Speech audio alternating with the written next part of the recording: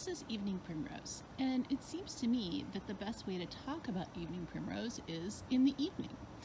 That's because this plant only flowers at night, and it flowers in succession. So you can see here the flowers from the last few nights that are past. The flowers only last for one night, and I think they're really beautiful.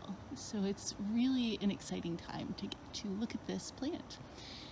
Evening primrose is a wonderful plant for the nervous system, and in fact you've probably heard of this plant because it's really common in commerce. It's really common to buy evening primrose oil capsules to support nervous system health. So actually you don't need to get it in capsules. You can work with the whole plant. This is a plant that we love to dry. We dry the leaves and also the flowers that we can get our hands on, and we like to make it for tea. I do not work with oats because I have a really strong gluten sensitivity. So any place that you see a recipe on the internet that calls for oats, I like to substitute evening primrose. It really has that beautiful soothing effect on the nervous system and is so comforting. Evening primrose is one of the few plants that is both moistening and warming.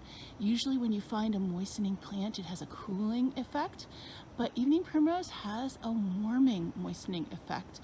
And you can taste that right when you munch on one of the leaves. It has a little bit of a peppery flavor, and you can really feel the sort of demulcent, slimy action there as well. Evening primrose is a plant that really loves to volunteer. It will grow really prolifically if it's happy in an area.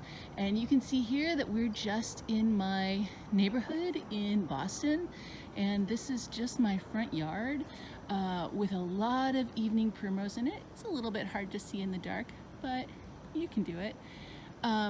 And so if you can get your hands on some evening primrose seeds, it's really easy to grow quite a lot of them, which is good because you can't normally find evening primrose dried for sale.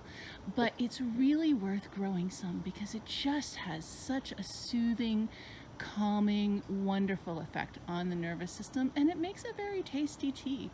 You can blend it up with some tulsi and with some wood betony, maybe with a little catnip or some chamomile, and it would make a lovely blend for settling the nervous system, settling stress at the end of the night.